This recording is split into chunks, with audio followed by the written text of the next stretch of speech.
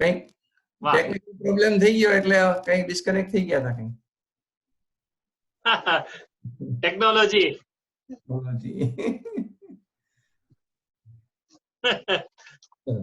શરૂ કરી શકાય. હા બરાબર છે. આપણને ફરી એક વખત એવું રિયલાઇઝ કરાવે છે કે ટેકનોલોજીના કોઈ પણ સ્વરૂપમાં જઈશું ને પછી આપણને હ્યુમન ઇન્ટરવેન્શન ની જરૂર તો પડશે જ તે.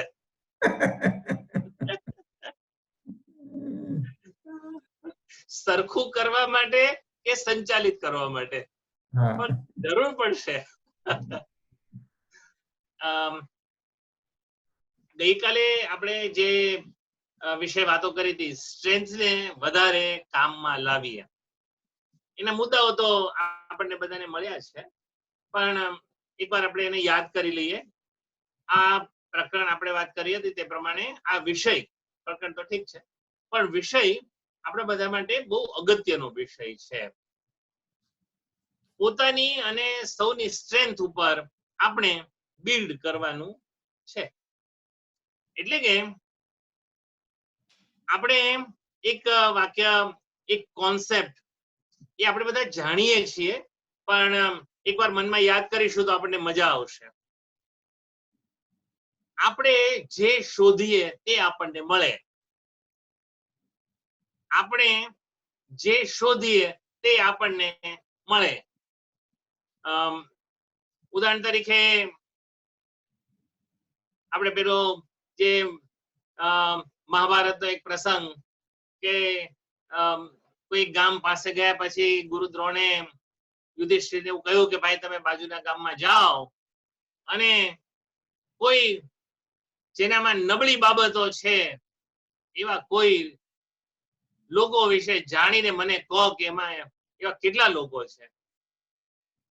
તો સવારથી સાંજ સુધી યુધિષ્ઠિર તો રખડીને આવ્યા અને સાંજે આવીને કહ્યું કે ગુરુદેવ બહુ મહેનત કરી પણ આ ગામમાં મર્યાદા વાળા કોઈ માણસ મળ્યા જ નહીં મને. બીજે દિવસે દુર્યોધનને મોકલ્યા કે ભાઈ તમે હવે જાઓ અને આ ગામમાંથી સારી બાબતો જેનામાં છે એવા લોકોને શોધી લાવો. એ પણ બધે ફર્યા અને સાંજે પાછા આવ્યા. એમણે કહ્યું કે ગુરુદેવ આ ગામમાં કોઈ સારો માણસ મને જોવા મળ્યો નથી, એનામાં કઈક સારી બાબત એવો એક માણસ મને દેખાયો નથી. આ પ્રસંગમાં એટલા માટે કહ્યો છે કે સ્ટ્રેન્થ વિશે આપણું વિચારવાનું કયા પ્રકારનું છે. આપણે આપણા લોકોમાં સ્ટ્રેન્થ જોવાની, શોધવાની કોશિશ કરશું તો આપણને મળશે જ, અને આપણને એની મર્યાદાઓ પર ધ્યાન કેન્દ્રિત કરીશું તો આપણને એ જ મળશે. તો આપણે ઓર્ગેનાઇઝેશનને જો સ્ટ્રેન્થ ઉપર બિલ્ડ કરવું હશે તો આપણે સ્ટ્રેન્થ લોકોમાં જોવા વિશે પ્રયત્નશીલ બનવું પડશે. આપણે રેલેવન્ટ સ્ટ્રેન્થ અને રેલેવન્ટ વીકનેસ ની વાત કરી છે. જેમ જેમ આપણે વ્યવસાયમાં મોટા થતા જઈએ તેમ તેમ આ બંને મુદ્દાઓ આપણા માટે વધારે અગત્યના થતા જાય છે.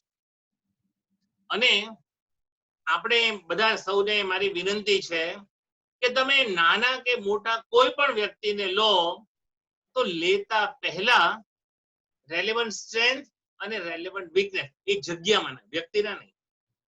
આજે એ જે જગ્યા છે, એ પોઝિશન છે, એના માટે રેલેવન્ટ સ્ટ્રેન્થ કઈ છે, એનામાં કઈ બાબતો હોવી જ જોઈએ, અને કઈ રેલેવન્ટ વીકનેસ કે જે એનામાં ન જ હોવી જોઈએ, એનું લિસ્ટ કરી અને પછી લોકોને જોવાનું, પસંદ કરવાનું અને એપોઇન્ટ કરવાનું કામ થવું જોઈએ. આપણે વાત કરી હતી તે પ્રમાણે ફરી એક વખત એક વાર આપણે ધ્યાનમાં રાખીએ કે દરેક વ્યક્તિ એ મર્યાદાઓ અને સ્ટ્રેન્થ બંને લઈને આવે છે. એટલે એક વ્યક્તિમાં માત્ર સ્ટ્રેન્થ જ હોય એવું બનવાની સંભાવના નથી. તો આપણે એને બંને સાથે સ્વીકારવાના છે અને જે મર્યાદાઓ છે એ એના કામમાં અવરોધરૂપ ન બને એ જોવાનું કામ આપણું રહે છે. અને આ આપણું શબ્દ એ અગત્યનો શબ્દ છે અને આ આપણું એ ડેલિગેટ ન થઈ શકે એવી બાબત છે. આપણે કાલે વાત કરી હતી અને એવું પ્રયત્ન કરી શકાય અને એ સાવ અસંભવ નથી કે આપણે આપણી ટીમના લોકોને કે જે લોકોને પસંદ કરવાનું કામ કરતા હોય એ સૌને કહીએ કે આપણી કરતા વધારે આવડત વાળા લોકોને લેવા. એટલે કે જ્યારે આપણી પાસે કે આપણા સંતાનો પાસે ફાઇનલ ઇન્ટરવ્યુ માટે કોઈ પણ આવે તો આપણે કે આપણા સંતાનો જે મુખ્ય જવાબદારીમાં હોય એને કાયમ એક સવાલ પૂછવો જોઈએ કે આ તમે ઇન્ટરવ્યુ કર્યો તો આનામાં તમારી કરતા કઈ 2-3 બાબતો વધારે મજબૂત છે, એ કઈ 2-3 બાબતે આપણા કરતા સારા છે, એવું આપણે પૂછવાનું રાખવું જોઈએ.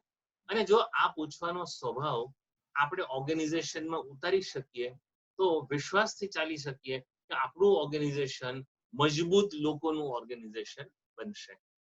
પરંતુ આપણે જેમ અગાઉ પણ વાત કરી હતી એમ હું અત્યારે ફરીથી એક વાત કહેવા માંગુ છું કે આપણે કોઈ કામ શરૂ કરીએ, કોઈ નવી પ્રેક્ટિસ ચાલુ કરીએ અને થોડા વખતમાં એને બંધ કરી દઈએ તો આપણને એમાંથી ધાર્યું પરિણામ મળે નહીં. સ્ટ્રેન્થ અને એચિવમેન્ટ એ આપણા કંપનીની બધી જે પદ્ધતિઓ છે એની અંદર એ વ્યક્ત થવું જોઈએ. એટલે કે દાખલા તરીકે આપણે અઠવાડિયે રિવ્યુ લેતા હોઈએ, મહિને રિવ્યુ લેતા હોઈએ તો એ રિવ્યુની શરૂઆતની અંદર આપણે આ જ તે બાબત ખાસ એટલે કે દાખલા તરીકે આપણે આ મીટિંગ લઈએ છીએ તો સૌથી પહેલા આપણે એ કહીએ કે આ એક અઠવાડિયાના મારા અવલોકનની અંદર તમારી એટલે મુખ્ય જે લોકો હોય એમની આ સ્ટ્રેન્થ વ્યક્ત થતી મને જોવા મળી આ જગ્યાએ અને એના કારણે તમે આ એચીવ કરી શક્યા છો એવું મને લાગે છે. એટલે કે આપણી દરેક સિસ્ટમ છે કંપનીની એમાં આ સ્વભાવ એમાં આ બાબત વ્યક્ત થવી જોઈએ. આપણે આમ તો જાણીએ છીએ પરંતુ આપણા મનમાં સ્પષ્ટ હોય તો વધારે સારું થાય કે જે ખૂબ સારું કામ કરે છે, જે ખૂબ સારા પરિણામો ઉત્પન્ન કરે છે એનું આપણે વધારે ધ્યાન રાખવું જોઈએ. આ એક શાશ્વત નિયમ છે એનું આપણે બરાબર પાલન કરવું. સાથે સાથે એના આપણે જે કાળજી લઈએ છીએ એની વિશેષ એ એના હૃદયને સ્પર્શે પણ એના મગજમાં ન જાય એ જોવાની જવાબદારી આપણી છે. હમણાં અને સુરેશભાઈએ જે પ્રશ્ન પૂછ્યો હતો એ કાળજી કરવાનું કામ આપણું છે. એટલે કે એનું ધ્યાન રાખીએ પણ એ બગડી જવાની હદે પહોંચે ત્યાં સુધી આપણે એ મર્યાદાઓને રોકવા કોશિશ ન કરીએ તેવું આપણે કરવું જોઈએ નહીં. આ એક જે મુદ્દો છે હવે જે હું કહું છું એ કાલે આપણે થોડો કહ્યો પણ આજે તમને બહુ ધ્યાનમાં આવે તેમ કહેવા માંગુ કે આપણી ટીમના આપણા પરિવારમાં જે પણ લોકો છે એ સૌમાં અમુક પ્રકારની સ્ટ્રેન્થ હોવાની અને અમુક પ્રકારની સ્ટ્રેન્થ નહીં હોવાની. તો જેનામાં આપણે ઈચ્છીએ કે આવી સ્ટ્રેન્થ હોય તો બહુ સારું, એને સમજાવી શકાય, એને એના લાભ અલાભ પણ કહી શકાય.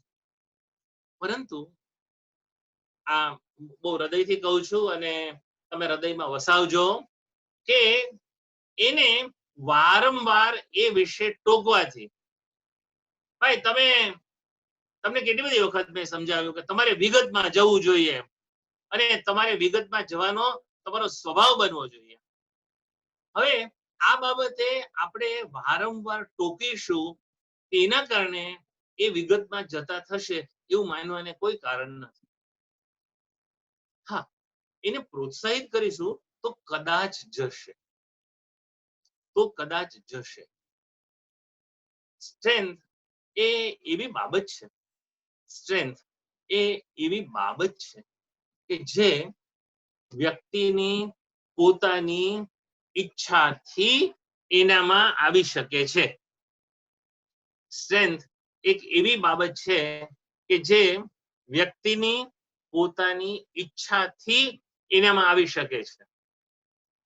જબરજસ્તીથી કોઈનામાં કોઈ સ્ટ્રેન્થ ક્યારેય નથી આવતી, ક્યારે પણ નથી આવતી.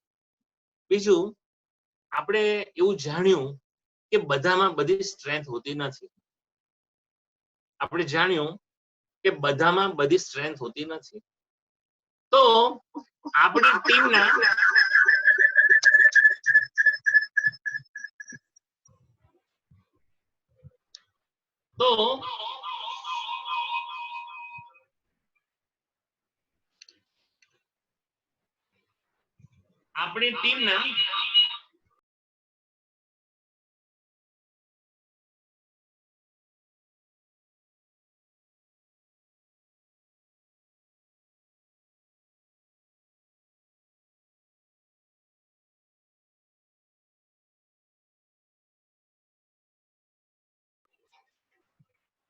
આપણી ટીમમાં અને આપણા પરિવારના લોકોમાં પણ બધી સ્ટ્રેન્થ હોય એવું કેવી રીતે બની શકે? અને આપણામાં અપાર સ્ટ્રેન્થ હોય પણ એનામાં સ્ટ્રેન્થ કોઈ બીજા એરિયામાં હોય અને જે એરિયામાં આપણામાં સ્ટ્રેન્થ છે એ એનામાં ન હોય, તો એ સ્ટ્રેન્થ એમને વારંવાર કહેવાથી આવવાની નથી. આ આપણે બરાબર સમજીને ચાલીએ. એટલે કે એમનામાં જે સ્ટ્રેન્થ છે એનો મહત્તમ ઉપયોગ એમની સફળતામાં એ કેવી રીતે કરી શકે? ફરીથી રિપીટ કરું છું, એમનામાં જે સ્ટ્રેન્થ છે એ સફળતામાં કેવી રીતે વધારે ઉપયોગમાં આવી શકે, તે લાવી શકે, એના ઉપર જ આપણે ધ્યાન કેન્દ્રિત કરવું જોઈએ. આપણે દાખલા તરીકે એવું વિચારીએ કે આપણી કંપનીમાં આ ભાઈ જે મુખ્ય જવાબદારીમાં છે એનામાં આ બે સ્ટ્રેન્થ નથી ને એટલે બહુ મુશ્કેલી પડે છે. એને વારંવાર કે ભાઈ આ તારી બે સ્ટ્રેન્થ નું કંઈક તું કર લે, ભાઈ આ સ્ટ્રેન્થ નું કંઈક કર લે. એને બદલે એટલી શક્તિ એને પાસે જે સ્ટ્રેન્થ છે એને વધારે પ્રોડક્ટિવ બનાવવામાં આપણે કામમાં લેવાનું છે. અને હું ખાસ આપ સૌને કહેવા માંગુ છું કે એની જે વ્યક્ત સ્ટ્રેન્થ છે, જે દેખાય છે, જેની એને ખબર છે અને આપણને પણ ખબર છે, એનો કેવો સરસ ઉપયોગ થઈ શકે એને માટે આપણે કામ કરવાનું છે. અને એનામાં સ્ટ્રેન્થ છે પણ એને ખબર નથી, એનામાં સ્ટ્રેન્થ છે આપણે જોઈશ પણ એને ખબર નથી, એને બહાર લાવવામાં મદદ કરીએ.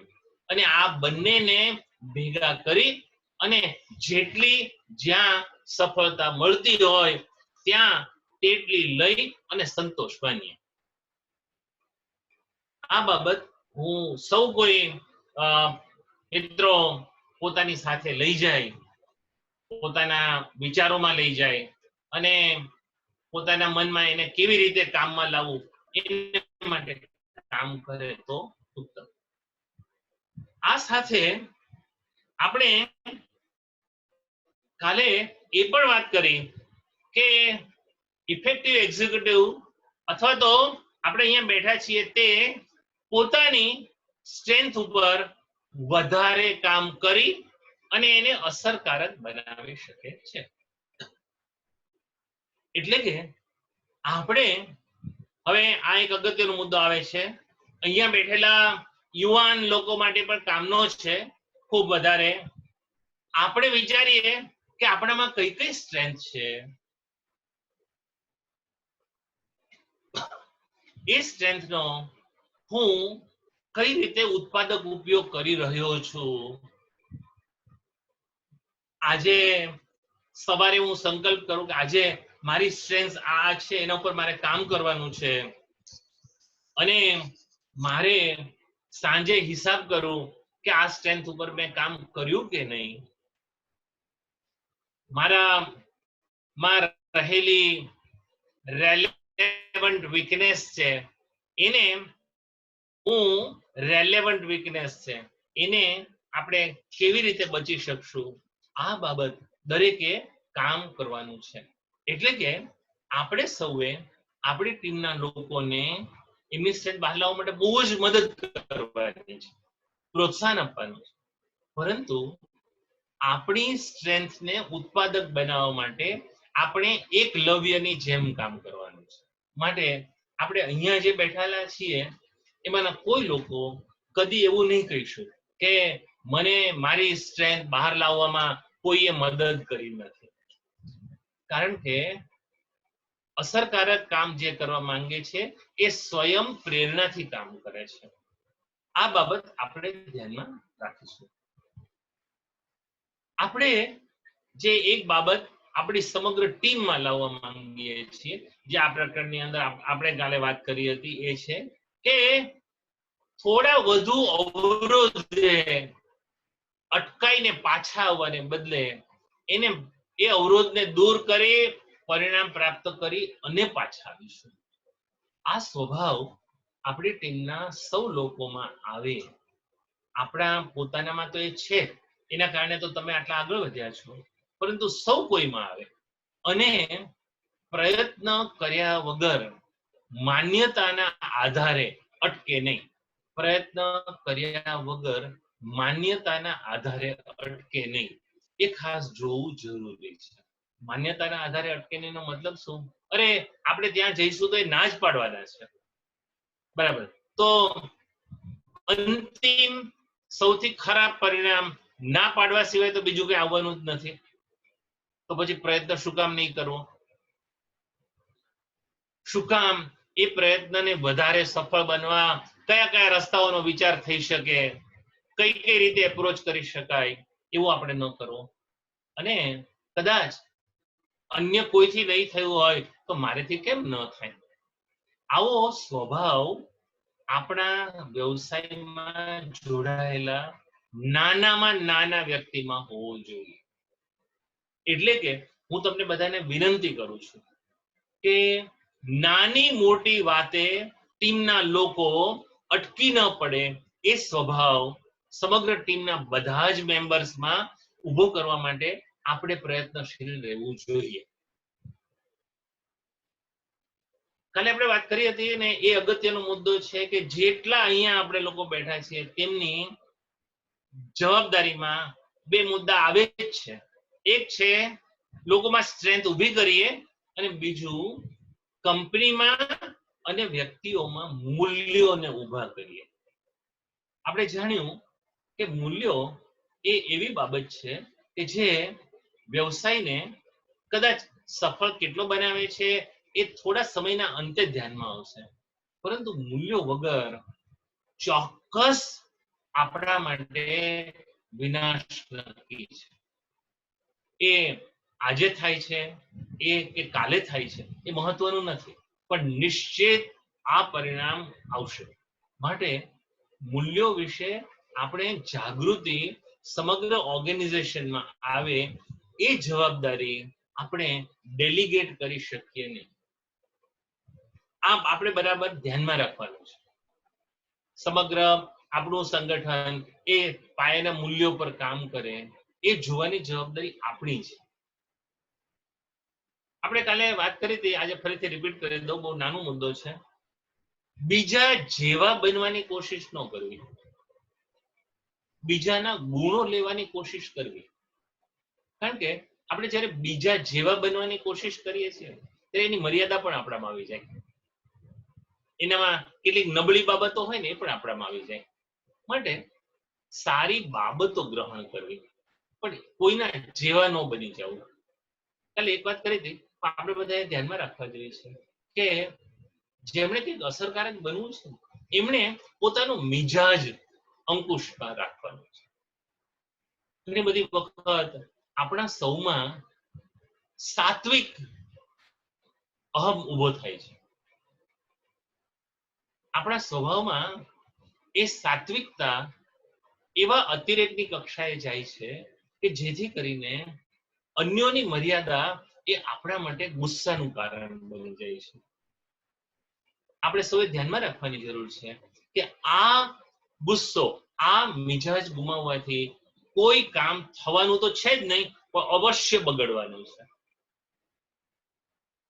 અને આપણે નક્કી માનીએ કે આપણે મિજાજ ગુમાવીને 100 માંથી 90 કિસ્સામાં વ્યક્તિને આપણી ભલામણના વિરુદ્ધમાં કરીએ છીએ. ઉદાહરણ તરીકે આપણે એને કહીએ, હું તને કેટલી બધી વખત કહું છું તું વહેલો ઉઠતો જ નથી. આપણે વારંવાર એના પર પછી એને માટે ગુસ્સો કરીએ. એના મનમાં દ્રઢ થતું જશે કે હું તો વહેલો ઉઠવાનો જ નથી. એટલે કે આપણે જે ઈચ્છીએ છીએ તેની સામે એને વધારે મજબૂત બનાવશું મગજ ગુમાવવાથી. અચ્છા, મગજ ગુમાવવું અને આગ્રહી હોવું એ બંને એક સરખા નથી. આપણે આગ્રહી રહેવાનું છે. પરફોર્મન્સ અને કંડક્ટ ડિમાન્ડ કરવાના છે, માત્ર સમતોલન ખોવાનું નથી. આ આપણે સમજીને ચાલીએ. સ્ટ્રેન્થનો ઉપયોગ આપણે ઓપોર્ચ્યુનિટી માટે વધારે કરવાનો છે. અને છેલ્લે આપણી જે લીડરશિપ રોલમાં છે જે લોકો, માત્ર એક બે નહીં, જે લોકો એમના પરફોર્મન્સને આપણે ઉપર લઈ જઈએ ને જો, તો આખો ટીમનું પરફોર્મન્સ ઉપર આવશે. કારણ કે એ બંને વચ્ચેનો જે ડિફરન્સ છે ને એ કોન્સ્ટન્ટ હોય છે.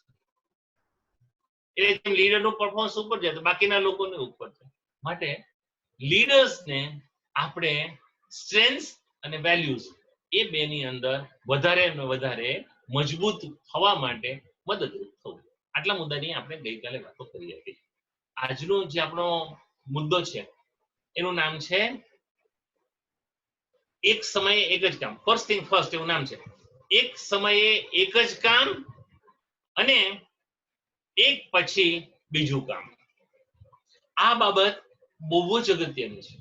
કેવી રીતે અગત્યની છે કે જે લોકો અસરકારક છે પોતાના કામમાં, એ લોકો ઇનફેક્ટ આ જે પ્રકરણ કે જેની આજે આપણે વાતો કરવાના છીએ એ આ સમગ્ર પુસ્તકનું સૌથી નાનું પ્રકરણ છે, પણ કામનું બહુ છે. અસરકારકતા જે પ્રાપ્ત કરવા ઈચ્છે છે એ હંમેશા એક સમયે એક જ કામ કરે છે. એ કામ પર એ કામને પૂરો સમય આપે છે,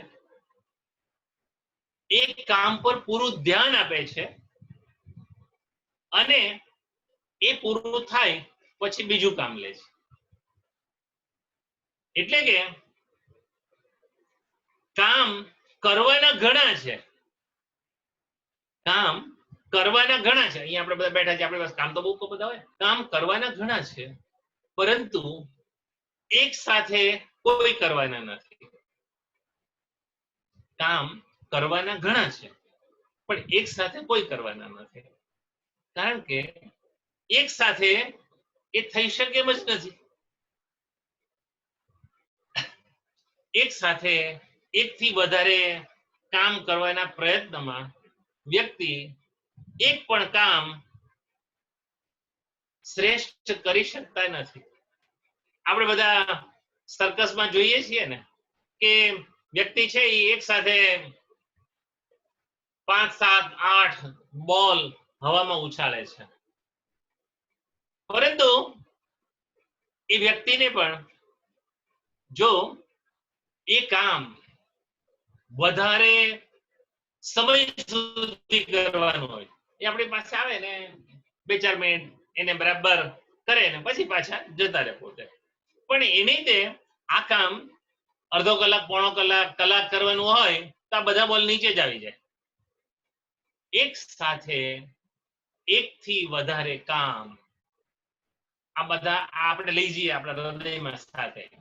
એક સાથે એક થી વધારે કામ એક સરખી શ્રેષ્ઠતા સાથે કરી શકાતા નથી. કારણ કે આપણે મનુષ્ય છીએ. આપણું ધ્યાન એક સમયે એક બાબત ઉપર જ રહી શકે. એનો મતલબ એવો નથી કે આપણે અનેક બાબતો કામમાં ન લેવી જોઈએ. એનો મતલબ એવો નથી કે અલગ અલગ વિષયો આપણે ન સંભાળવા જોઈએ. એનો મતલબ એટલો જ છે કે એક સમયે એક વિષય અને એક મુદ્દા પર જ કામ કરવું, બસ. આ સિવાયનો કોઈ બીજો ભાવ જ નથી. અને જે આ સ્ટ્રેન્થને પ્રોડક્ટિવ કરવા માટે કામ કરે છે ને, અસરકારક લોકો, એ હંમેશા જે કામ કરે એના પર પૂરું ધ્યાન કેન્દ્રિત કરે છે. આપણે 2 દિવસ પહેલા ફોકસ્ડ થિંકિંગ ની વાત કરી. તો આ જે અસરકારક કામ કરે છે અને પરિણામો ઉત્પન્ન કરે છે, એ લોકો હંમેશા જે કામ કરે તેના પર બરાબર ધ્યાન કેન્દ્રિત કરે છે. એટલે કે જ્યારે એ કોઈ વ્યક્તિ સાથે બેઠા છે તો એમને પોતાનું પૂરું ધ્યાન આપે છે. એટલે કે એ કોઈ વ્યક્તિની પાસે બેઠા, આવું આપણે અનુભવ કરતા હોઈએ છીએ. આપણે એની પાસે બેઠા છીએ, આપણે એમની સાથે વાત કરીએ છીએ અને બીજા 2-3 કામો કરતા હોય છે. અને પછી આપણને કહે કે ના ના તમે કહો, હું સાંભળું છું. આપણને ખબર છે કે સાંભળતા નથી. અને સાંભળતા હોય તો પણ ધ્યાન આપતા નથી. તો આપણે પણ એક સાથે એકથી વધારે બાબતો પર ધ્યાન આપી ન શકીએ. આ વ્યવહારિકતાને આપણે સ્વીકારવાની છે અને આ સમજણને આપણા વ્યવહારમાં આપણે અભિવ્યક્ત કરવાનું છે. પરદેશની અંદર, ખાસ કરીને યુરોપની અંદર, મોઝાર્ટ નામના એક મહાન સંગીતકાર થઈ ગયા. બહુ મહાન સંગીતકાર હતા. એમણે એટલું બધા સંગીત, અદ્ભુત સંગીત એમણે કમ્પોઝ કર્યા હતા કે કમાલ. મોઝાર્ટ એકમાત્ર એવા વ્યક્તિ હતા, કે જે એક સાથે એકથી વધારે કોમ્પોઝિશન ઉપર કામ કરી શકતા હતા. એક સાથે અલગ અલગ કોમ્પોઝિશન ચાલતા હોય અને એમાં એ લોકોને માર્ગદર્શન આપતા હતા.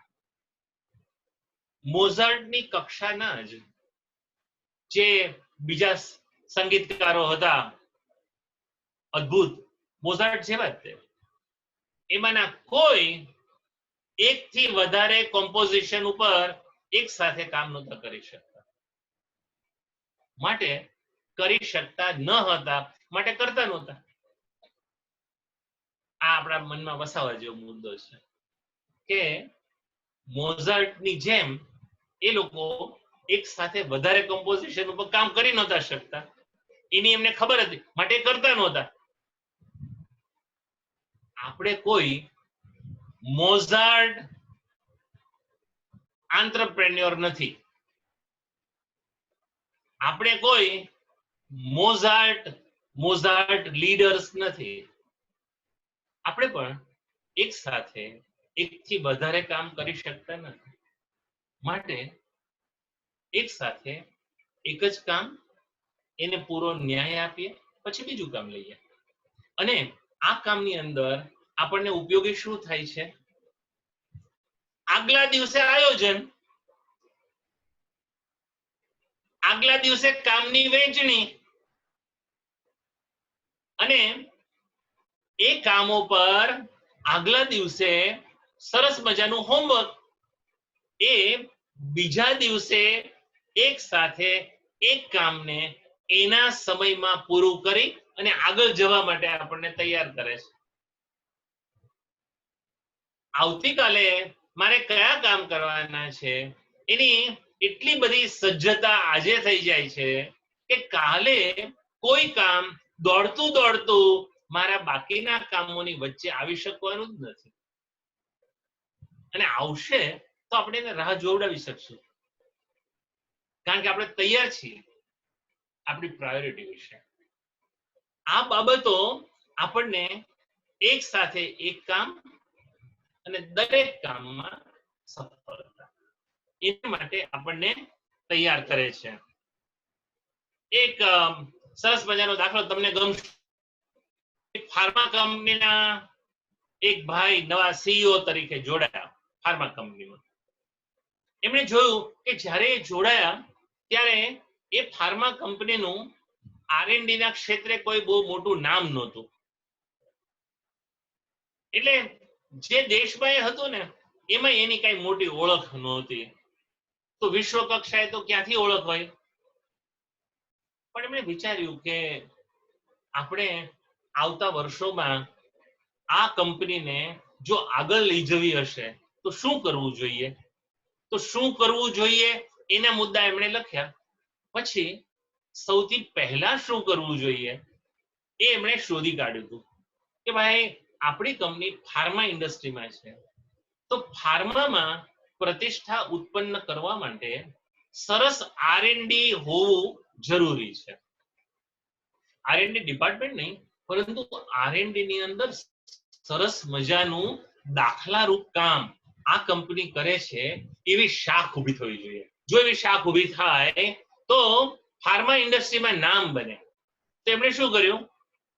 પહેલા 5 વર્ષ માત્ર R&D ઉપર જ ધ્યાન આપ્યું. માત્ર R&D ઉપર ધ્યાન આપ્યું.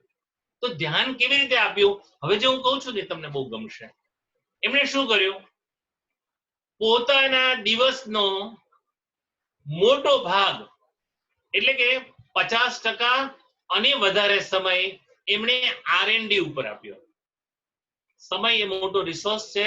એને સૌથી પહેલા એ રિસોર્સ પોતાનો ટાઈમનો જે એના હાથમાં હતો એ એમણે R&D ને એલોકેટ કર્યો. R&D ની વ્યવસ્થા, R&D ના લોકો, R&D ના ઇશ્યુઝ એ બધા જ હંમેશા ટોપ પ્રાયોરિટીમાં એટેન્ડ થાય એ એમણે વ્યવસ્થા કરી. એટલે કે પોતાની અને કંપનીની પ્રાયોરિટીમાં R&D ને મૂક્યું. પછીનો મુદ્દો એટલે ફિનાન્શિયલ રિસોર્સિસ. તો અલગ અલગ ડિપાર્ટમેન્ટને ડેવલપમેન્ટ માટે પૈસા જોઈએ. એમણે શું કર્યું? જે મિનિમમ પૈસા અલગ અલગ ડિપાર્ટમેન્ટને આપવા પડે એટલા રાખીને બાકીના રિસોર્સિસનો મોટો હિસ્સો એમણે R&D ને એલોકેટ કર્યો. એટલે કે પોતાનો સમય અને પૈસા પૂરા R&D ને એલોકેટ કરવાના કારણે 5 વર્ષથી ઓછા સમયમાં એટલે 3 વર્ષ થતા તો સમગ્ર દેશની અંદર એનું નામ R&D માટે ઓળખાવા માંડ્યું. 5 વર્ષના અંતે R&D માટેનો દાખલો બન્યો આ કંપની 5 જ વર્ષમાં. પછી એમણે એવું કહ્યું કે આ કંપનીને હવે આપણે ઇન્ટરનેશનલ લેવલ પર લઈ જવી જોઈએ. તો ઇન્ટરનેશનલ લેવલ ઉપર હવે આ કંપનીને જો આપણે લઈ જવી હોય તો એનું પહેલું પગથિયું એમણે સર કર્યું હતું. R&D માની સફળતાના કારણે કંપની વિશ્વમાં પહોંચે એ પહેલા એની શાખ પહોંચી હતી. પછી એમણે કહ્યું કે વિશ્વ કક્ષાની કંપનીના અંદર લોકોનો વ્યવહાર અને મેનેજમેન્ટની પ્રેક્ટિસ કઈ કઈ હોવી જોઈએ એ પ્રકારની પ્રેક્ટિસીસ જાગૃત રીતે એમણે કંપનીમાં ઊભી કરી. વિશ્વ કક્ષાના લોકોને લાવવા માટે જેમની નીચે તેમણે કામ કરવાનું છે તેવા લોકોનું માઇન્ડસેટ કેવું હોવું જોઈએ એના પર એમણે કામ કર્યું. અને 5 વર્ષથી ઓછા સમયની અંદર જે દેશોમાં કદી એનું નામ નહોતું પહોંચ્યું ત્યાં એનું કામ અને ખ્યાતિ બન્યા. 10 વર્ષના અંતે 2 મોટી સફળતા અને છેલ્લા 5 વર્ષની અંદર એણે હેલ્થ કેર પેકેજીસ ઇન્ટરનેશનલ લેવલના એને માટે એમણે કંપનીને તૈયાર કરી. આ મુદ્દો અગત્યનો છે આપણા માટે. કઈ રીતે? માત્ર 15 વર્ષની અંદર 3 એવા એરિયામાં એમણે સફળતા પ્રાપ્ત કરી જેમાં સામાન્ય રીતે 20-25 વર્ષ કામ કર્યા પછી વ્યક્તિ એક એરિયામાં એટલી સફળતા પ્રાપ્ત નથી કરી શકતા. અને આ પાછળ એકમાત્ર કારણ એક કામ, એક સમયે, એક જ સાથે, એક જ કામ, એક સાથે, એક સમયે, એક જ કામ, પોતાનું ફોકસ. અને જે લોકો જીવનમાં કંઈક કરી બતાવે છે એ લોકોમાં જાણે અજાણે આ બાબત કોમન જોવા મળે છે. કોમન જોવા મળે છે. અને એ આપણા બધા માટે બહુ મહત્વની બાબત છે. આપણે ઘણી બધી વખત લોકોને ભાગી કરતા જોઈએ છીએ. આપણે જોઈએ આપણા ઘરે કોઈક આવે, બેસો ને ભાઈ, ના મને હમણાં જવું પડશે, ત્યાં હું નહીં જાઉં તો થોડી મુશ્કેલી ઊભી થઈ જશે. દોડમ દોડ ત્યાં પહોંચે, ત્યાં હજુ શ્વાસ ખાય ત્યાં તો કે મારે જવું પડશે બીજે ભાઈ, એમ કરીને. અને સાંજે તપાસ કરીએ તો આપણને ખબર પડે કે એક પણ કિસ્સામાં એમણે નોંધવા પાત્ર પરિણામ ઉત્પન્ન કર્યું નથી. એક પણ કિસ્સામાં. કારણ કે પરિણામ ઉત્પન્ન થવા જેટલો સમય જ એમણે કશી બાબતને આપ્યો નથી. કોઈ પણ જગ્યાએ સમય જે એનું પરિણામ આવે એટલો સમય જ એમણે આપ્યો નથી. એના કારણે એ અનેક કામ, અને હું જ્યારે તમને કહું છું ત્યારે તમારા ધ્યાનમાં એવા લોકો આવતા જ હશે. આમ તમારા નજરમાં એવા ચિત્રો તમને દેખાતા હશે કે ખૂબ ભાગાભાગી કરનારા પરંતુ ખરેખર કોઈ પરિણામ ઉત્પન્ન નહીં કરનારા લોકો તમારી નજર સામે આવતા હશે. અને શા કારણે આવે છે? શા કારણે આવે છે? કારણ કે એમણે એક કામ એક સાથે કરવું, એક સાથે માત્ર એક જ કામ કરવું અને એને પૂર્ણ કરવું, એને શ્રેષ્ઠ કરવું, એનો એમણે સ્વભાવ બનાવ્યો નથી. મિત્રો, આપને સૌને જાણીને ગમશે પણ ખરું. અહીંયા બેઠેલા છીએ એમાંના કેટલાક લોકોની અંદર આ એક કામ એક સાથે શ્રેષ્ઠ રીતે પૂરતો સમય આપીને કરવાનો સ્વભાવ પણ છે. અને હું તમારી સાથે મારા અનુભવ કહેવા માંગુ છું કે કોર્પોરેટ વર્લ્ડની અંદર અનેક લોકોમાં આ સ્વભાવ નહીં હોવાના કારણે મોડે સુધી કામ કરીને રોજ જ કર્યા પછી પણ એમના મનની અંદર અફસોસ સિવાય કાંઈ રહેતું નથી. કારણ કે એ કોઈ એક કામને પૂર્ણતા તરફ લઈ જ જઈ નથી શકતા.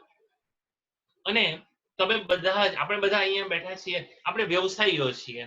આપણી સાથે કામ કરતા જે પણ લોકો છે એ લોકો જો આખરે પરિણામ ન આપે તો આપણને એની દોડાદોડીનું શું કામ છે? એની ભાગાભાગીનું શું કામ છે? પણ આ જે બાબત છે ને એ બાબતને સ્વભાવમાં લાવવાની જરૂર છે. આ બાબતને સ્વભાવમાં લાવવાની જરૂર છે. અને જે ઈચ્છે તે આને સ્વભાવમાં લાવી શકે છે. જીતુભાઈના દાખલા નહીં આપવાના એવું નક્કી કર્યું હતું, પણ હવે એવો દાખલો બીજો મળ્યો નથી માટે આપવાનો થાય છે. ખૂબ વર્ષ પહેલા એક એક્ઝિબિશન જુનાગઢમાં એમણે કર્યું હતું. પછી અમે તો બહારગામ એટલે મહેમાન થઈને આવ્યા હતા. અને સાંજે એક્ઝિબિશનનું કામ હોય અને દિવસ દરમિયાન અમારી સાથે જીતુભાઈ આપણા થોડા અમારા મિત્રોને મળવા માટે અમારી સાથે હતા. એ સમગ્ર સમય દરમિયાન ચાલુ એક્ઝિબિશન દરમિયાન આખા દિવસ એટલે સવારથી માંડીને તે બપોર પછી સુધીના સમયમાં એમની ઉપર માત્ર 3 ફોન આવ્યા હતા. એ 3 ફોનમાં એમણે 3 મિનિટ કરતા વાત નહોતી કરી અને એમણે પોતે એક પણ વખત ફોન કર્યો નહીં હતો. આ બાબત આપણને સમજાવે છે શું કે જો આપણે ઈચ્છીએ તો આપણે આ કરી શકીએ. જો આપણે આ ઈચ્છીએ તો આપણે કરી શકીએ અને આપણો આગ્રહ રહે તો આપણે આ કરી શકીએ. આ બાબત આપણે બધાએ કરવી જ રહી. આ સિવાયનો કોઈ વિકલ્પ નથી કે આપણી પાસે. આપણે આ સ્વભાવ બનાવ્યા સિવાય શું આપણે કશું એચીવ કરી લઈશું? ના, કંઈ બનવાનું નથી. કારણ કે આ સ્વભાવ નહીં બનશે તો આપણા હાથમાં સમય નહીં રહેશે અને જેના હાથમાં સમય ન રહે ને એના હાથમાં કાંઈ ન રહે. તો આ બાબત એક આપણે વાત કરવાની હતી. જે અસરકારક લોકો છે ને એ અસરકારક લોકોમાં એક બાબત શું અગત્યની છે જે અહીંયા બેઠેલા સૌએ ધ્યાનમાં લેવા યોગ્ય છે, મજા આવે એવી છે. જૂના અને ઓછા પરિણામદાયી કામો એ છોડતા રહેશે. નવા કામ આવતા રહે, જૂના કામ છોડીએ નહીં તો આપણે જઈએ ક્યાં? એટલે કે આજના સમયે આ અત્યારની પરિસ્થિતિમાં કઈ બાબત ખૂબ આપણા માટે ડિમાન્ડિંગ છે એમાં મારો સમય જશે, માટે બીજી બાબતમાં મારો સમય ઓછો જશે.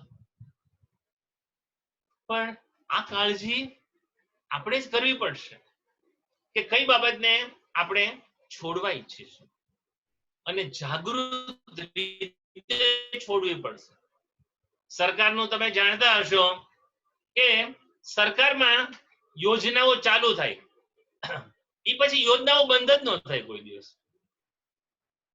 અત્યારે સરકારશ્રીમાં નોકરી કરતા, અધિકારી કક્ષાએ કામ કરતા 100 લોકોને પૂછીએ ને કે સરકારની યોજનાઓનું લિસ્ટ બનાવો, એમાંથી 90 લોકો 90% એક્યુરસી પર ન પહોંચે. કારણ કે દરેક સરકાર આવે 5, 15, 25 યોજના ચાલુ કરે, બંધ તો એકે થાય નહીં.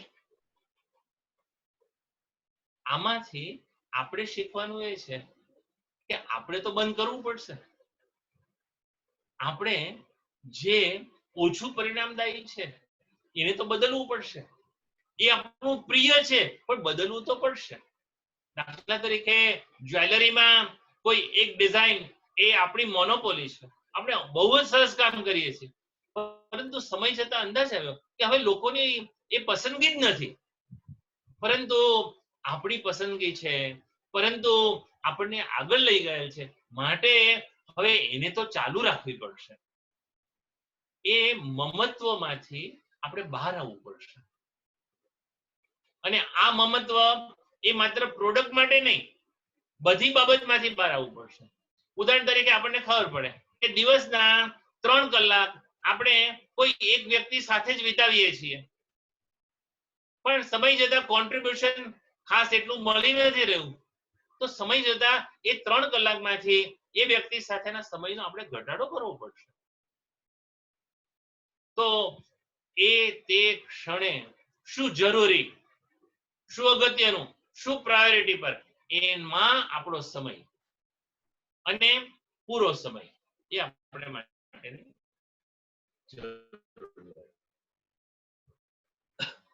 સંજોગો અને વર્ક પ્રેશર જો પ્રાયોરિટી બનાવે તો એ પ્રાયોરિટી આપણને ખત્તા ખવડાવે.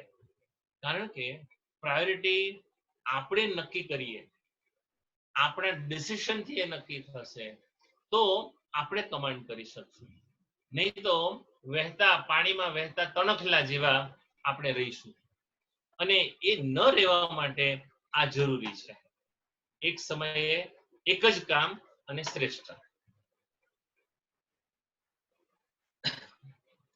કોઈ પણ કામની અંદર આપણા બધા માટે હવે પછીના જે 2 ચેપ્ટર આવવાના છે એની અંદર તો આવે જ છે, પરંતુ અહીંયા પણ એક સમયે એક જ કામ.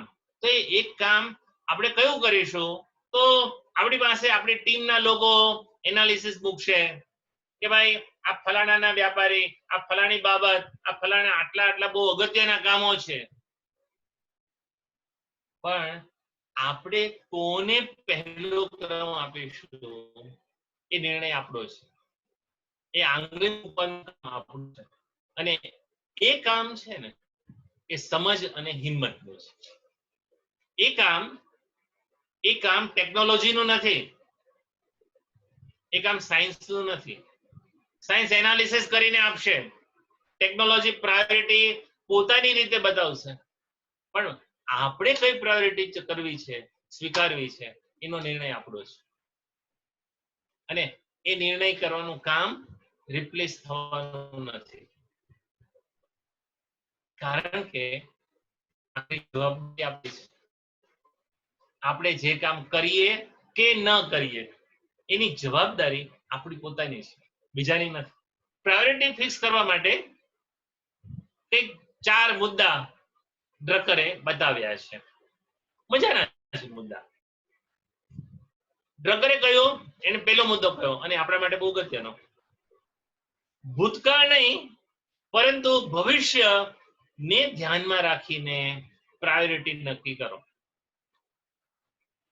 ભૂતકાળને નહીં, કયું પાસ્ટમાં બહુ સરસ થયું હતું એને નહીં, એને નજરમાં રાખો, પણ ભવિષ્યમાં શું નિર્માણ કરવાનું છે, શા માટે કરવાનું છે અને એને સરસ રીતે કેવી રીતે કરવું છે એને ધ્યાનમાં રાખી અને આપણે પ્રાયોરિટી નક્કી કરીએ.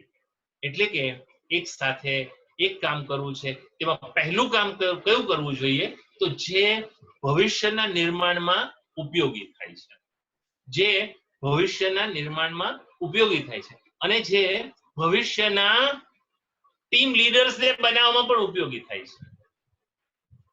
ધ્યાનમાં આવ્યું છે ને? એટલે એ બાબતો, કામ અને લોકો, એ પ્રાયોરિટીમાં આ રીતે ભવિષ્યની દ્રષ્ટિએ. ડ્રકર બધા જ પુસ્તકો, બધા જ તે પ્રકરણમાં કહે છે તેમ ઓપોર્ચ્યુનિટી ઉપર વિચાર કરીએ, પ્રોબ્લેમથી નહીં. આ પ્રોબ્લેમ સોલ્વ કરવો પડશે, આ પ્રોબ્લેમ સોલ્વ કરવો પડશે, કરીશું, પરંતુ નવી ઓપોર્ચ્યુનિટી આપણે હસ્તગત કરવા માટે શું કરીશું, કયો મુદ્દો છે, એ મુદ્દો પર આપણે વધારે સમય આપવો જોઈએ. ડ્રકરે કહ્યું, આપણે હમણાં અગાઉ પણ વાત કરી કે સ્વનિર્ણય, સ્વસમજણથી કામ કરવું. ફલાણા લોકો, અને એ આપણે ત્યાં વ્યવસાયમાં બહુ જ થઈ રહ્યું છે. ભાઈ ફલાણા લોકોએ આ પ્રોડક્ટ ચાલુ કરીને બહુ ચાલે છે, એટલે આપણે કેવું કરી શકશું એ જોયા વગર આપણે પણ એમાં જોડાઈ જઈએ, બેન્ડ વેગનમાં. એની પાછળ કોઈ ઝાઝો વિચાર નહીં. તો આપણે સમજણ અને સ્વનિર્ણયથી કોઈ પણ દિશામાં જવાનું નક્કી કરશું, એના ઉપર આપણે કામ કરશું. અને જે છેલ્લો મુદ્દો ડ્રકરે કહ્યો એ છે ઊંચા લક્ષ્યને નજર સમક્ષ રાખી અને આજે કયું કામ કરવું જોઈએ એને સમય આપીએ. ઊંચા લક્ષ્ય, કારણ કે આપણે આખરે ઉદ્યોગને, આપણા વ્યવસાયને આગળ લઈ જવાનો છે, તો એના જે લક્ષ્ય છે ને એ નાના ન રાખીએ. દાખલા તરીકે આપણે ઊંચું લક્ષ્ય રાખીને પ્રયત્ન કરીશું તો અજાણ્યા વિસ્તારમાં કામ કરવાનું થશે, અજાણી પ્રોડક્ટ ઉપર કામ કરવાનું થશે, અજાણ્યા લોકો સાથે કામ કરવાનું થશે. હા, એમાં સફળ થયા તો મોટી સફળતા છે અને ચેલેન્જ પણ છે, કામમાં થોડું વધારે ધ્યાન પણ આપવું પડે એમ છે, આપણો વધારે સમય આપવો પડે એમ છે, પણ એને બદલે જો આપણે જે કરીએ છીએ એ ચાલુ રાખીએ ને તો કઈ દુઃખ નહીં, શાંતિથી ચાલ્યા કરે.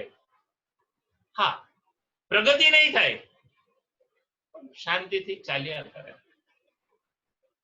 પણ ભાઈ, જહાજ દરિયામાં જાય તો તોફાન આવશે, પણ જહાજ બને છે શેના માટે? દરિયામાં જવા માટે જ બને છે ને. કિનારે બાંધી રાખવા માટે કઈ જહાજ થોડા બને છે. જે વ્યવસાય સાહસ ન કરી શકે, સાહસમય વિચાર ન કરી શકે, એ કોઈ પણ છે. પણ આંત્રપ્રેન્યોર કહેવું એ અઘરું છે. હા, એનો મતલબ એવો નથી કે આંખો વીંચીને કૂદકો મળે. ના, જાગૃત રીતે છલાંગ લગાવીશું. આંખો વીંચીને કૂદી નહીં પડીએ, જાગૃત રીતે છલાંગ લગાવીશું. અને એની માટે જે જરૂરી હશે એ બધું કરીશું. વધારે મહેનત કરવી પડશે, વધારે અભ્યાસ કરવો પડશે, વધારે સમજવું પડશે, કરીશું. કાંતિસેનભાઈ શ્રોફનો દાખલો આપ્યો હતો, નવી ટેકનોલોજી પર કામ કરવાનું.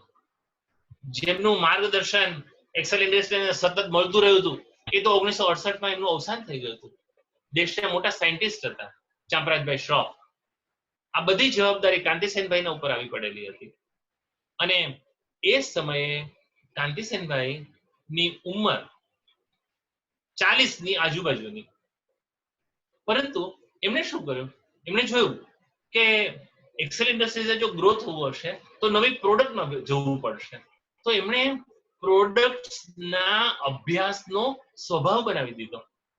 એના કારણે દુનિયા જેની કલ્પના, દુનિયા શબ્દ વાપરું છું, ભારત નથી વાપરતો, દુનિયા જેની કલ્પના નહોતી કરી શકતી એવી પ્રોડક્ટ ઇન્ડસ્ટ્રીયલ સ્કેલ પર ખૂબ અદ્ભુત રીતે એક્સેલ ઇન્ડસ્ટ્રીઝને બનાવી.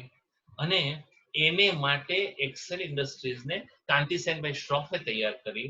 અને એક્સેલને તૈયાર કરવા માટે કાંતિસેનભાઈ શ્રોફે સૌથી પહેલા પોતાને તૈયાર કર્યા. અને જ્યારે એક પ્રોડક્ટ ઉપર એ કામ કરતા હતા ત્યારે એ એક પ્રોડક્ટની અંદર પૂરા ખોવાઈને કામ કરતા હતા. અને આપણા માનાજી એવા કાંતિસેનભાઈએ અદ્ભુત કામો કરી બતાવ્યા. સંદેશો બધા જ લોકો માટે એક જ છે. એક સમયે એક જ કામ કરીએ, એને શ્રેષ્ઠતામાં લઈ જઈએ. અને જ્યારે એ કામમાં વ્યસ્ત છીએ ત્યારે બીજા કામ દ્વારા ડિસ્ટર્બ ન થઈએ. આ આપણા હાથમાં છે. આયોજન અને હોમવર્ક, આ બે દ્વારા આપણે આને પાર પાડી શકશું. મને વિશ્વાસ છે કે આ બાબત આપણને સૌને આવતા દિવસોમાં ખૂબ ઉપયોગી થશે. જે ફોકસ્ડ થિંકિંગની જે વાત કરી હતી, એક સમયે 90 મિનિટ એનું સૂત્ર પણ આપ્યું હતું કે one day 90 minutes one subject. એ પ્રમાણે જો આપણે કરીશું, તમે માત્ર એક જ અઠવાડિયું કરજો, તમને અદ્ભુત પરિણામો એમાં જોવા મળશે. ધન્યવાદ.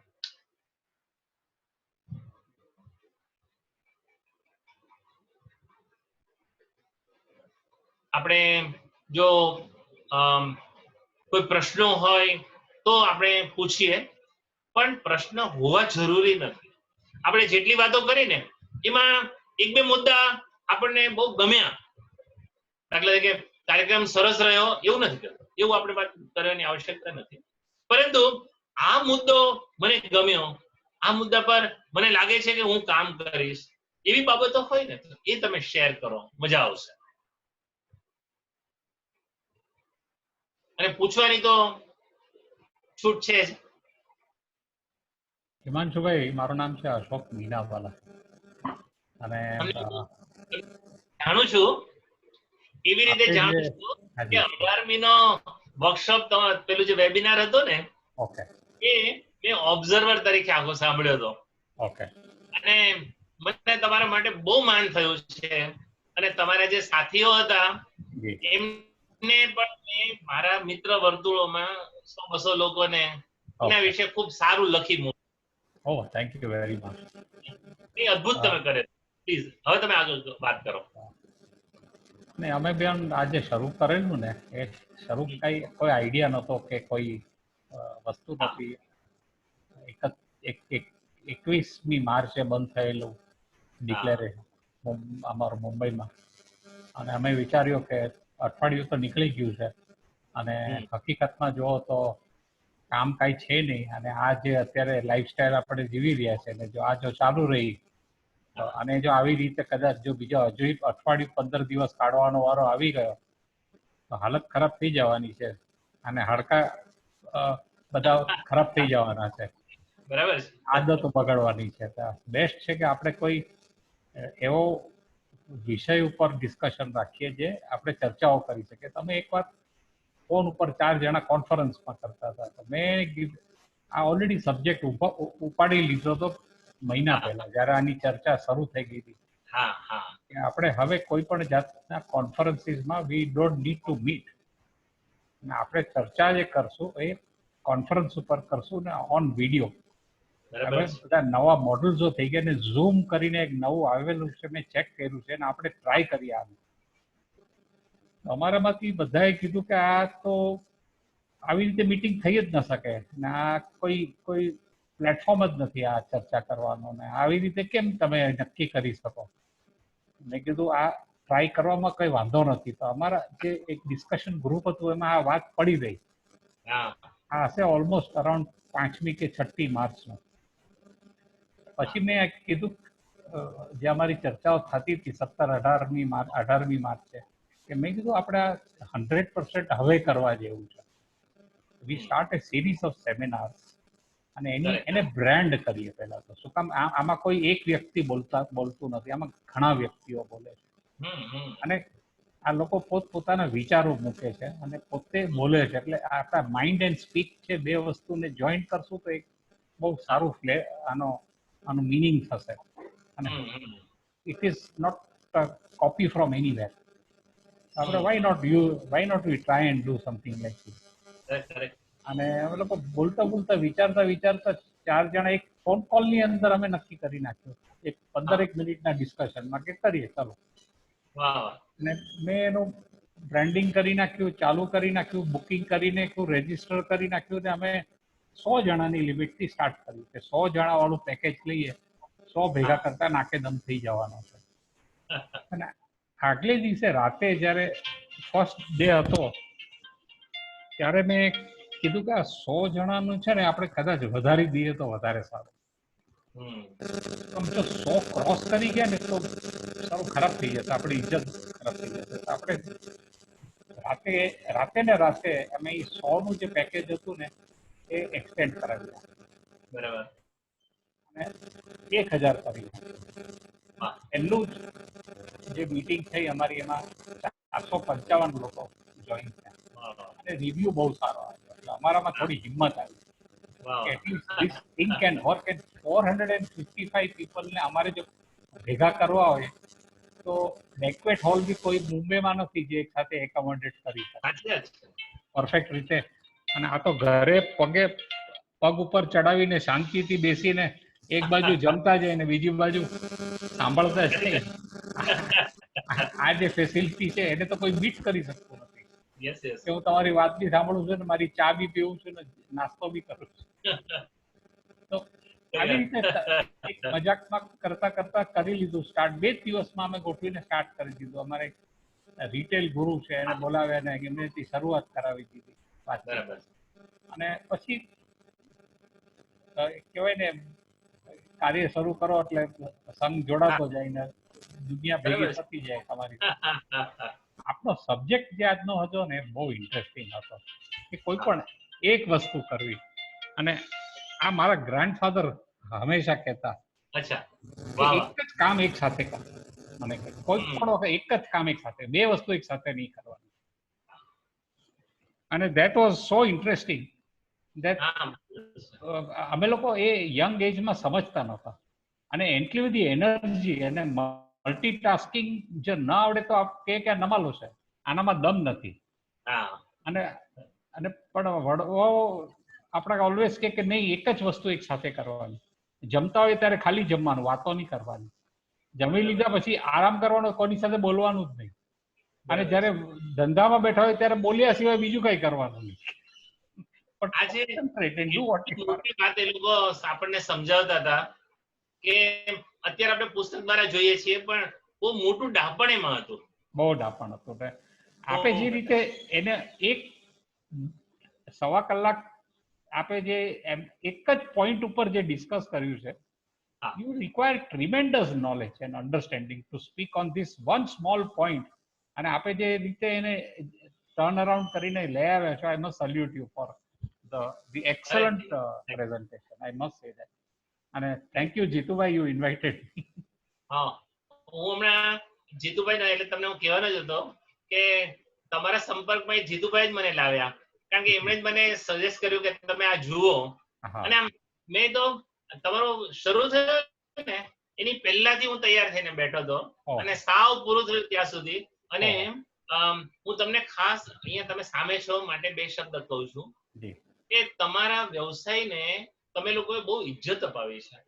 હું તો તમારા વ્યવસાયમાં નથી, પરંતુ ભારતમાં કદાચ આ એક પહેલો વ્યવસાય જેના એમાં લગભગ 1000 લોકોએ ભાગ લીધો હશે અને તમે સૌ લોકો હતા. એક માણસે ગવર્મેન્ટ શબ્દ એકવાર પણ ન વાપર્યો અને ગવર્મેન્ટ માટે રિલેક્સેશન આ તે એવી કોઈ વાતો ન કરી, પરંતુ એ કરતા વિશેષ આ તો નેગેટિવ. પોઝિટિવ તમે સૌ લોકોએ ખૂબ આત્મવિશ્વાસ વ્યક્ત કર્યો અને એ આત્મવિશ્વાસ પાછો તમે ફોલ્સહુડ માંથી નહોતો આવ્યો.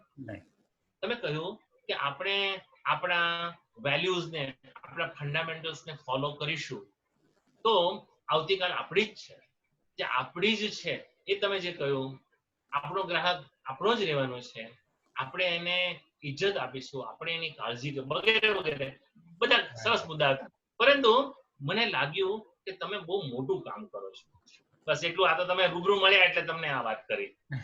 વખાણ છે 100%. પણ આજનો જે વિષય હતો એક સમયે એક જ કામ, તો એમાં એક સરસ મજાની વાત એવી છે કે આ લોકડાઉનના સમય દરમિયાન ઘણા બધા શરૂઆતમાં તો પિક્ચરો જોવાનું થયું, તો એમાં નરેન્દ્રભાઈ મોદીની જીવન ઉપર બનેલું એક પિક્ચર છે. જ્યારે એ પ્રચારક હતા અને 75ની કટોકટીમાં એ પોસ્ટર લગાડવાનું કામ કરતા હતા, એની ટીમ એને બીજા બે કાર્યકર્તાઓ, ત્યારે આ સંવાદ થાય છે કે ભાઈ આ એક કામ છે એ એક જ સમયે એક કામ કરવું જોઈએ. આ જેને પણ આ પિક્ચર જોવાનું થાય ત્યારે આ સંવાદ ઉપર ખાસ નજર કરે એટલે આજના વિષયનું મહત્વ ધ્યાનમાં આવશે. બહુ સિમ્પલ એવો માણસ બોલે છે કે જે આજે એને અનેક સિદ્ધિઓ પ્રાપ્ત કરેલી છે, આપણી નજર સામે છે. અને એમણે એમના જે દાદાનું એક્ઝામ્પલ આપ્યું ને કે ભાઈ જમવા બેઠા છો તો ખાલી જમવા ઉપર ધ્યાન આપો, સુતા છો તો સુવામાં ધ્યાન. દાખલા તરીકે તમારું એ વામકુક્ષી છે એ 10 મિનિટની છે કે એવું કંઈક તમે કરો છો રાષ્ટ્રીય કાર્ય, પણ એ 10 મિનિટ દરમિયાન માત્ર સુવાનું જ છે, પછી એ સુતા કંઈક બીજો વિચાર એવું નહીં. અને એમણે જે શબ્દો કીધા મને બહુ ગમ્યા કે જ્યારે ગ્રાહક સાથે છો અને ધંધામાં છો ત્યારે બોલવાનું જ છે, ત્યારે પછી ઘરના વિચાર કરીને કે મિત્ર બોલે એના જ બોર હોય છે. હા, સરસ. એકદમ. બીજા કોઈ કઈ વાત કરવા જેવું હોય તો અનમ્યુટ કરશે.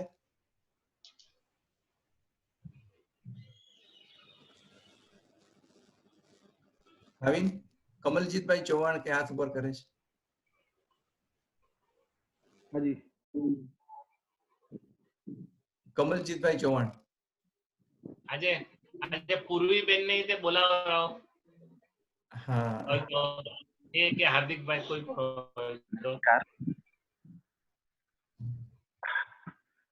હેલો, નમસ્તે. ઘરની તે હા હા પ્લીઝ. હા, મને આજે જ આપનો આ વેબ પારાયણનો એડ્રેસ ને પાસવર્ડ મળેલો શ્રી કાર્તિકભાઈ પારેખ તરફથી, અને હું આજે જોઈન્ટ થયો. મને ખૂબ ગમ્યું.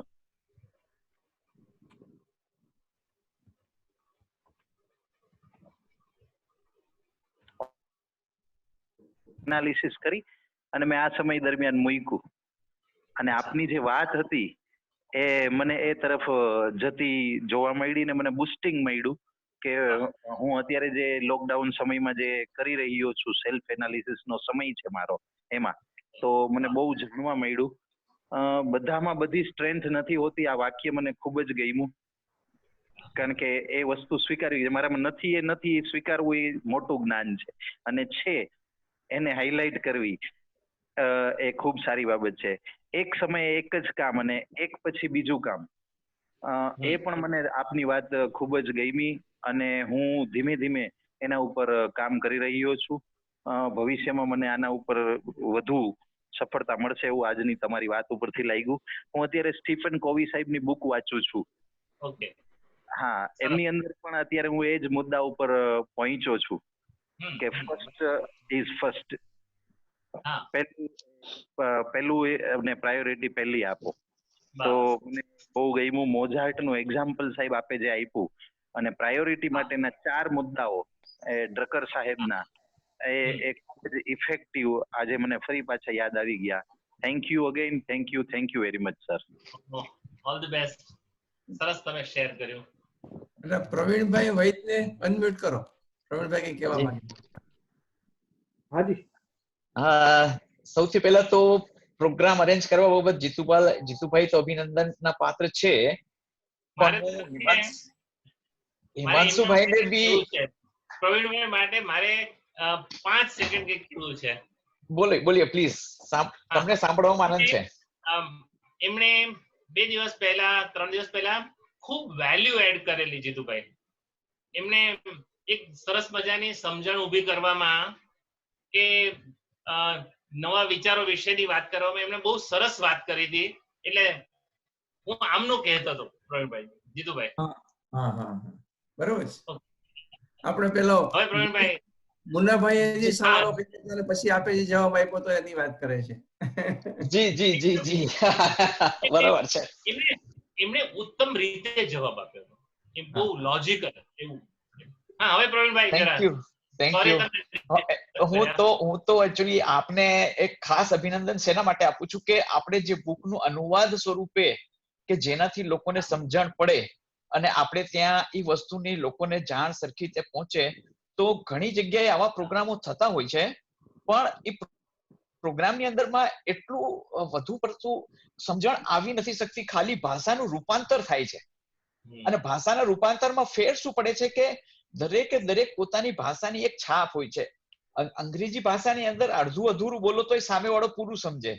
આપણાની અંદરમાં ભાષામાં વિગતો ઘણી બધી હોય છે, એટલે ભાષાને આપણે એવો ઓલો જોઈએ કે આપણી વ્યક્તિઓને થોડીક સમજણ આપવા માટે વિસ્તારપૂર્વક વાત કરવી પડે. તો તમે જો ટ્રકર સાહેબની બુકનું ખાલી અનુવાદ કર્યું હોત તો હું નથી માનતો કે આટલું બધું આનંદિત અને ઉપયોગી સાબિત થાત. તમે અભિનંદનના પાત્ર એટલા માટે છો કે તમે ખાલી ભાષાનું અનુવાદ નથી કરતા, તમે અર્થનો અનુવાદ કરો છો. એ અર્થનો અનુવાદથી થાય છે શું કે જે કહેવા માંગે છે આપણા વ્યક્તિઓને, ભાઈઓને એટલી સરસ રીતે સમજાય છે કે જાણે ટ્રકર સાહેબ ઇંગ્લિશની પણ ગુજરાતી હશે ને આ સરસ બોલી ગયા. ધન્યવાદ. હવે આની પાછળ એક વાત કરું. અમારે 2 વાત ચાલતી હતી આ કરવા માટે હેમાંશુભાઈ સાથે. ત્યારે 2 પ્રકારના ગ્રુપ આપણી પાસે અવેલેબલ છે કે જે ફક્ત અંગ્રેજી જ જાણતો હોય, આવો અંગ્રેજી સારી રીતે જાણતો હોય એવો. ઈ ગ્રુપ તો એને તો અત્યારે પુષ્કળ લાભ મળે છે એવું જોઈ શકાય, કારણ કે આજે 28મો વેબિનાર હતો જીજેસી નો. બરાબર. એટલે આ રેગ્યુલર આવા થાય છે, પરંતુ ગુજરાતી ભાષામાં આ પ્રકારનું કદાચ આ પેલી વેબ પારાયણ વેબિનાર છે, અને આગ્રહપૂર્વક એટલે આપણે ગુજરાતી ભાષા જાણતા હોય એવા લોકોને જ આપણે નિમંત્રણ આપીએ છીએ, વ્યવસાયી લોકોને, અને એમાંથી આપણે એટલા આ કરીએ છીએ. હેમાંશુભાઈએ પણ પ્રયત્નપૂર્વક એ સામાન્ય રીતે ગુજરાતીમાં એમને આપવાનું અઘરું પડે છે, પરંતુ આ વિષયને સારો ન્યાય મળે એના માટે ખૂબ તૈયારી કરીને આ વિષય આપણી સામે મૂકે છે. આનો હું સાક્ષી છું. એકદમ સાચી વાત છે. એનાથી જ આ સમજાય છે. સરળતાથી પોતે અંગ્રેજીમાં સારી રીતે સમજાવી શકે. એટલે એને આજે ગુજરાતી શબ્દ પ્રયોગ કરવો પડે છે ને, તો બહુ પ્રયત્નપૂર્વક કરવો પડે છે, આવો હું જોઉં છું. એકદમ બરાબર છે. વિરેન્દ્રભાઈ જી એની પાછળનું માર્ગદર્શક તત્વ ખાલી એટલું જ છે કે આપણે એવું સમજ્યા કે વિચારોને ભાષાના માધ્યમ સાથે સંબંધ નથી, અને આપણા નાના વેપારીઓને પણ આ વિચારો તો પહોંચવા જોઈએ, પહોંચવા જોઈએ, એકદમ પહોંચવા જોઈએ. એટલે આપણે ખાસ આ પ્રયત્ન કર્યો. એટલે તમારું જે આમાં માર્ગદર્શન એ રીતે આવ્યું. હા, વિરેન્દ્રભાઈ નું તમે કહેતા. So great thanks to Jitubhai and a little bit thanks to Corona કે આપણને કાંઈક સમન્વય મળ્યો. ખરી વાત કરી જીતુભાઈએ કે ટ્રાન્સલેશન ભાષાંતરમાં હંમેશા અંતર જ રહે છે, પણ આપે જે રીતે સબ્જેક્ટને લીધો એને માટે હું કહીશ કે ભાવાનુવાદ તમે કર્યો, અને ભાવાનુવાદ છે, ભાવ છે, હૃદયમાંથી આવે છે સાહેબ. એમના ગ્રુપ માટેની લાગણી અને એને કંઈક પીરસવા માટેની જે ખેવના છે એ જ આ વસ્તુ અંદરથી કઢાવી શકે. ગઈકાલનું વાક્ય તો સોને મઢા જેવું મને લાગ્યું કે ઈશ્વરે જે સદગુણો મૂક્યા છે તે બહાર લાવવાનું કામ જ્યારે અઘરું છે, તો જે સદગુણ એનામાં નથી તે બહાર લાવવાનું કેટલું અઘરું હોય. Fantastic, great. અને આજનો આજે આપનો જે વિષય હતો પ્રાયોરિટીઝ માટેનો, ખૂબ જ સરસ. જે સ્ટ્રેન્થ ગઈકાલે તમે જે વાત કરી એ મને બહુ ગમી, રિલેવન્ટ સ્ટ્રેન્થ અને રિલેવન્ટ વીકનેસ. આ સમયમાં થોડો મહાભારતનો મૂળ મહાભારતનું સ્ટડી કરું છું, એમાં બહુ જ સરસ મને આ કૃષ્ણ પાછો યાદ આવ્યા કે પાંડવોમાં જે કાંઈ રિલેવન્ટ સ્ટ્રેન્થ હતી અને રિલેવન્ટ વીકનેસ બંને હતું, પણ એને સુપેરે ગોઠવી અને એક બહુ મોટું મહાન સફળતા એમણે જે મેળવી એ આપની વખતે વધારે પાકી અને સ્પષ્ટ થઈ. Thank you very much. બહુ સરસ મજાનો એક સહયોગ આપણને સાંપડવા માટે. ધન્યવાદ. જીતુભાઈ તમારા મહાભારતના અભ્યાસની વાત કરેલી. જી ધન્યવાદ. આગળ પૂર્વીબેન છે? પૂર્વીબેન, ભાવિનભાઈ? હા, નમસ્તે હિમાંશુ કાકા, નમસ્તે જીતુ કાકા, નમસ્તે. નમસ્તે. તારી પાસે ઘણું બધું છે, હા, એટલે તારે કહેવાના છે. નહીં, એટલું બધું આનંદ આવે છે ને કે આમ એકદમ આમ રસપાન કહેવાય ને એવી ફિલિંગ આવે છે. અને બધાને નાના મોટા જુદા જુદા પ્રસંગો સાથે યાદ આવતા રહેતા હોય છે. પણ બહુ જ મજા આવે છે, બહુ મજા આવે છે. અને આટલા બધા લોકો એક સાથે અને એકદમ આમ એક્સ્ટ્રેક્ટ જેમ બધું મળે છે એવું લાગે છે. પૂર્વીબેન નો પરિચય આપું તો પૂર્વીબેન છે યશોધરભાઈ ભટ્ટના દીકરી. અમે ટીનાબેન થી ઓળખીએ છીએ અને કેમિકલ બિઝનેસ એટલે કેમિકલની ફેક્ટરી ચલાવે છે એમને, અને ખૂબ એટલે ઉદ્યોગપતિ ની વ્યાખ્યામાં આવે એ પ્રકારનું આખું એમનું કામ છે. હા, બરાબર છે. સમય હાર્દિક ઓર આગળ જઈને સોરી હાર્દિકભાઈ કઈ કહે છે કે શું? નમસ્તે. અરે હાર્દિકભાઈ, તમારો ઓડિયો વિડિયો બનશે ભાઈ. એક જ મિનિટ. અરે વાહ, નમસ્તે. હિમાંશુ કાકા, સૌથી એટલે આમ તો મેનેજમેન્ટના બધા જ સિદ્ધાંતો તમે શીખવાડ્યા, બધા જ. આમ તો આમ એક ઇન્સ્ટિટ્યૂટ તરીકે આખી વસ્તુ જે અર્ક હતો એ આપી દીધો આખામાંથી. પણ સૌથી ટચી વસ્તુ હતી એટલે મને પર્સનલી, જેમ બધાએ પોતાના શેર કર્યા, એમાં સેલ્ફ અપલિફ્ટમેન્ટ ની જે વાત તમે કરી અને કાંતિસેન શ્રોફ, કાંતિ કાકાનું જે ઉદાહરણ આપ્યું એ આમ તો રિલેવન્ટ છે અમારા માટે. કારણ કે પોતાના સેલ્ફ ઇમ્પ્રુવમેન્ટ અને સેલ્ફ અપલિફ્ટમેન્ટ પછી આખી ટીમને કેમ અપલિફ્ટ કરવી, અને અપલિફ્ટમેન્ટ ના તમે મુદ્દાઓ કહી દીધા કે ભાઈ શું શું કઈ એરિયામાં આપણે અપલિફ્ટ કરવાનું છે, કઈ રીતના પોઝિટિવ થિંકિંગ કરવાનું છે, તો બધું આવરી લીધું. એટલે આમ મજા આવી ગઈ એકદમ.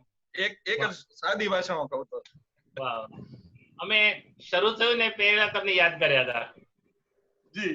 એટલે કદાચ ત્યારે તમે બધું આવવામાં હશો એટલે અમે કહ્યું કે હાર્દિકભાઈ આવ્યા છે કે કેમ કરીને. સરસ. પણ બધા આંત્રપ્રેન્યોર માટે આ એક માર્ગદર્શક છે કાંતિસેનભાઈ. તો 101%. મેં આપના ગોવિંદજીભાઈ શ્રોફ નો જે મેસેજ હતો એ પણ આખો એમના વિશે આપે લખેલું હતું, અમે વાંચ્યું. મેં યશા કાકા કાંતિસેન શ્રોફ વિશે પણ ખૂબ મજા આવી. સરસ. નમસ્તે. ચાલો, સમય પૂરો થાય છે. આવતીકાલે મળીએ. હા, નમસ્તે. નમસ્તે.